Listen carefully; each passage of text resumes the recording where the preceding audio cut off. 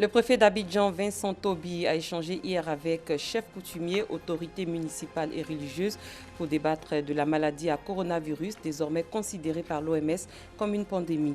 Le coronavirus est une préoccupation majeure dans le monde entier. À Shanghai, des bus sont désinfectés aux ultraviolets. Bonsoir, merci de suivre le 19h sur RTI 2. Le coronavirus est apparu en Côte d'Ivoire et cela préoccupe au plus haut point les autorités. Le préfet d'Abidjan, Vincent Toby, est revenu sur cette pandémie lors d'échanges hier avec les autorités sanitaires, chefs coutumiers, autorités municipales et religieuses. La rencontre s'est tenue à la préfecture d'Abidjan. On en sait plus avec nous Sangaré et Abdoulaye Koni. L'apparition du coronavirus en Côte d'Ivoire depuis le mercredi 11 mars dernier a créé un vent de panique dans le pays. La sensibilisation s'impose, autorités administratives et sanitaires sont donc sur le pied de guerre pour contrer tout risque d'expansion de la maladie. Pour réussir ce pari, chefs de communauté, autorités religieuses et municipales sont mis à contribution. Il faut éviter la propagation des rumeurs, il ne faut pas banaliser ce problème. C'est vrai que nous sommes encore dans des proportions de contrôle, mais il ne faut pas banaliser. Nous avons entendu certaines plaisanteries, mais qui sont de mauvais goût. L'oignon ne soigne pas le coronavirus. L'ail, le gingembre ne soigne pas le coronavirus. Le koutoukou ne soigne pas le coronavirus. Donc il faut quitter toutes ces plaisanteries de mauvais goût et appliquer les règles qui ont été adoptées maintenant. Les populations sont donc invitées à s'approprier les mesures de prévention pour contenir la maladie. Il s'agit, entre autres, du lavage régulier des mains, de tousser ou d'éternuer dans le creux du coude ou dans un mouchoir jetable, d'éviter de se serrer la main ou de se faire la bise. Nous devons nous faire fort de pouvoir relayer ces informations, sensibiliser au mieux les populations et leur faire comprendre qu'il faut respecter toutes les instructions qui sont données par le professeur afin que tout le monde se trouve bien et que nous puissions, comme on a dit, maîtriser cette pandémie. Bien qu'un cas ait été avéré, le directeur général de l'Institut national de l'hygiène publique invite les populations à ne pas céder à la panique.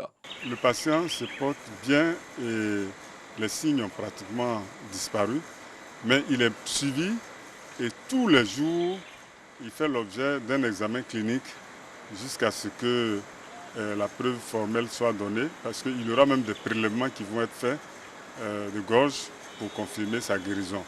C'est à ce moment-là qu'on pourra le libérer.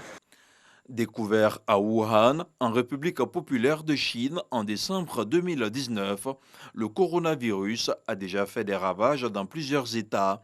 Le bilan fait état de 131 000 personnes contaminées à travers le monde entier et plus de 4 000 morts selon l'OMS.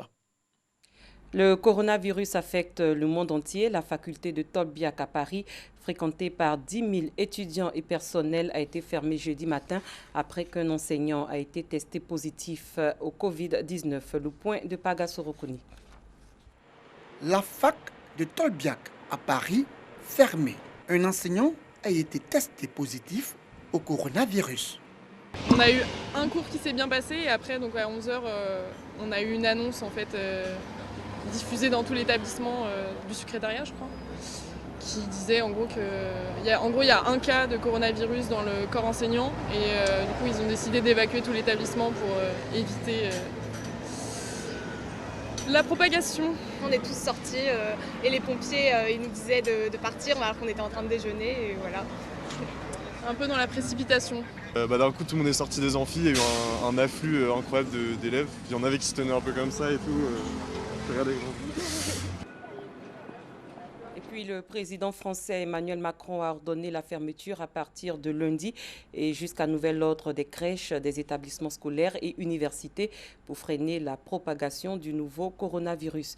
Il en a appelé à la responsabilité et demandé à tous les Français de limiter au strict nécessaire leur déplacement en privilégiant le télétravail, mais a maintenu les élections municipales dont le premier tour est prévu dimanche prochain. Et non, l'alcool ne permet en aucun cas de soigner le Covid-19. 27 personnes sont mortes intoxiquées après avoir bu de l'alcool frelaté en Iran. Toutes ont cru à une rumeur qui se propage sur Internet et selon laquelle les boissons alcoolisées aideraient à guérir du nouveau coronavirus. Avec un bilan officiel de 230 morts lundi, l'Iran est l'un des principaux pays touchés par la maladie à coronavirus après la Chine et l'Italie. Pour faire face au coronavirus, un nouveau mode de désinfection est appliqué à Shanghai. Une entreprise de transport public se tourne vers la technologie pour désinfecter ses bus quotidiennement. À l'aide de 210 néons d'ultraviolet, la compagnie Yangao a converti une salle de nettoyage classique en une chambre d'UV, réduisant le temps nécessaire pour une désinfection de 40 à 5 minutes. La technologie au service de la lutte contre le coronavirus. À Shanghai, une entreprise de transport utilise les ultraviolets pour désinfecter ses bus chaque jour. L'avantage de la méthode de désinfection ultraviolet.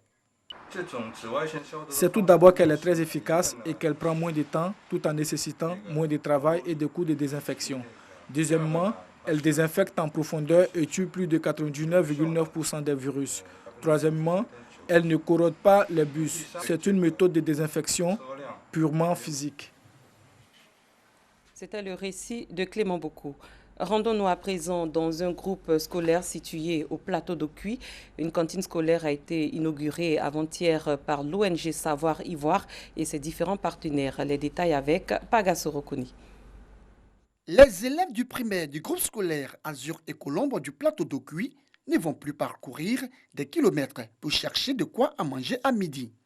Ces apprenants viennent d'être témoins de l'ouverture de la cantine de leur école.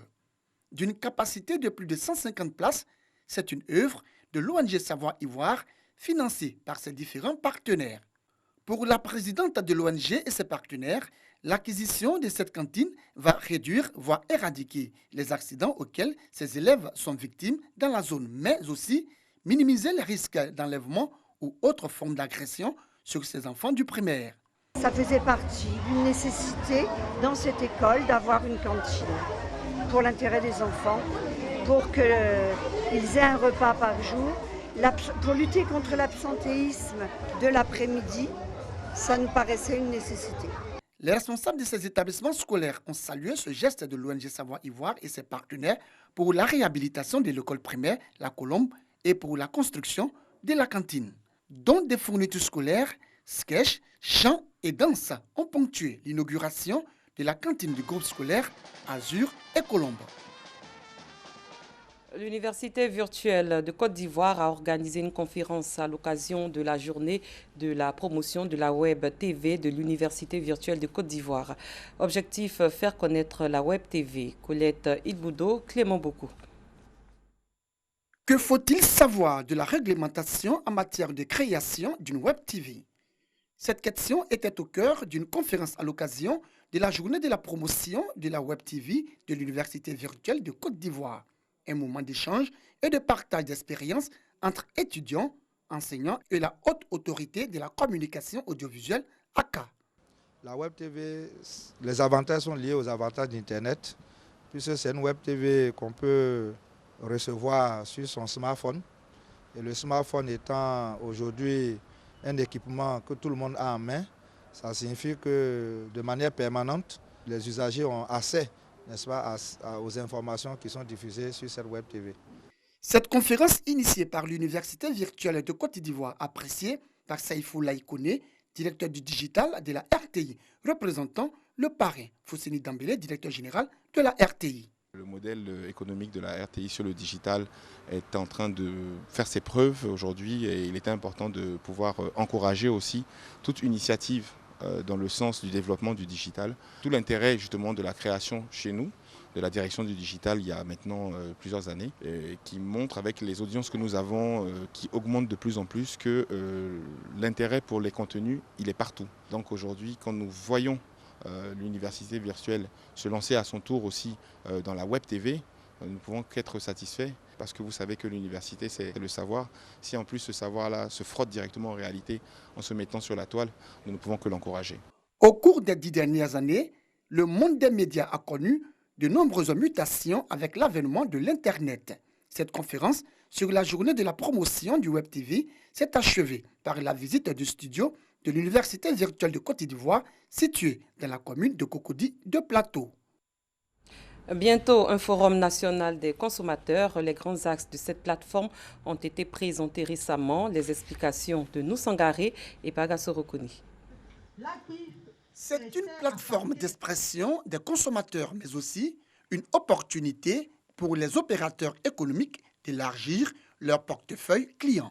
La première édition du Forum national des consommateurs se tiendra le 6 mars prochain à la Caisse Table dans la commune du Plateau. Ce forum, une initiative de la Fédération des consommateurs unis de Côte d'Ivoire, une organisation dont la mission est d'œuvrer pour la défense des intérêts des consommateurs.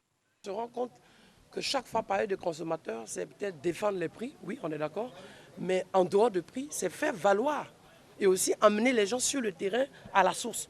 Pas rester seulement sur, par exemple, sur Abidjan, sur Yamoussoukro, sur les grandes villes, sur les grands axes, mais aller dans les villages. Chaque acteur de la vie, mauvaise qualité des produits de consommation et prestations de services, des préoccupations des consommateurs que la Fédération entend inscrire dans son plan d'action. Que ce soit les bus, les cars, surtout les cars, qui relient les villes, les communes, se plaignent déjà des problèmes internes. On a vu aussi les syndicats, ils se plaignent aussi d'organisation. Donc on s'est dit, il faut aller sur le terrain pour voir réellement quels sont les problèmes. Et ces problèmes, en fait, il faut les prendre et les réfléchir sur comment les résoudre. Et la première chose qu'on a trouvé mieux de faire, c'est de proposer une table ronde, ce qu'on appelle une plateforme, où chacun expose ses sujets. Exposition, conférences, rencontres B2B, panels et distinctions, des temps forts qui vont meubler cette première édition du Forum national des consommateurs qui s'inscrit dans le cadre de la célébration de la Journée mondiale des consommateurs qui se tient chaque 15 mars de l'année. La commune de Trècheville va abriter du 2 au 5 avril prochain la 3e édition de son forum économique dénommé Trèche Economia. L'annonce a été faite lors d'une conférence de presse au sein de la mairie de Trècheville. Cette rencontre vise essentiellement la mise en valeur de la commune et l'autonomisation de ses habitants. Bintou Pekele, Clément Boku. Trècheville, que dis-je, la commune Nzassa ouvre ses portes au secteur privé pour la 3e édition de son forum économique Trèche Economia 3. Au cours d'une conférence de presse animée par les parties prenantes, le commissaire général du forum annonce les couleurs. Les conférences tourneront autour de 3 axes. Politique publique en matière d'emploi des jeunes et l'autonomisation des femmes. Entrepreneuriat inclusif, partenariat public-privé, et on a également le côté festif avec la soirée traditionnelle. Et le dimanche 5 avril, on aura un grand concert de l'intégration. Du 2 au 5 avril prochain, Trèche Economia 3 mettra l'accent sur la promotion de l'emploi des jeunes et l'autonomisation des femmes de la commune. Pour ce faire, la mairie apporte une contribution financière, la somme de 20 millions de francs CFA pour l'organisation. Ce sont 20 millions de francs CFA que nous remettrons à Trèche Economia pour que l'événement se fasse et que nous connaissions un succès.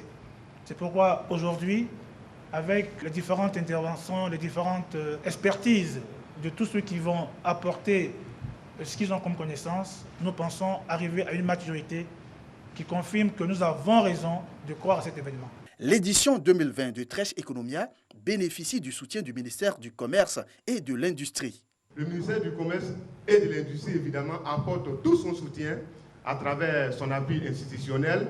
Nous voulons vraiment faire en sorte que les opérateurs économiques, notamment les entreprises, soient mobilisés pour participer massivement donc, à ce forum et faire en sorte qu'il soit véritablement une réussite. Trèche Economia entend créer un cadre de présentation, d'échange et d'exposition sur des mécanismes visant à l'amélioration du bien-être des populations vulnérables. En sport, le réseau international francophone pour le sport vient de voir le jour. Il est présidé par Cathy Touré du service des sports de la RTI. La cérémonie de lancement a eu lieu récemment. On en sait plus avec Arsène Kwasi et Salif Ouattara. Une nouvelle organisation pour la promotion du sport, dénommée le Réseau international francophone pour le sport, RIFS, vient de voir le jour. Ses prérogatives sont entre autres la promotion de la paix, le développement à travers les rencontres et échanges entre sportifs francophones, l'émergence de jeunes talents de toute discipline sportive francophone sur la scène internationale. Le RIF se veut un outil qui permettra aux athlètes de l'espace francophone de s'épanouir et de vivre de leur art par sa professionnalisation. Ainsi, nous sommes heureux que cette initiative parte de la Côte d'Ivoire, notre pays. Le ministre des Sports et la Fédération ivoirienne de football ont salué l'avènement de cette organisation culturelle et sportive dans l'espace francophone. La création d'une plateforme internationale de rencontres, d'échanges et de partage autour de l'activité sportive ne peut passer inaperçue. En effet, le sport poursuit les mêmes valeurs prônées par la francophonie.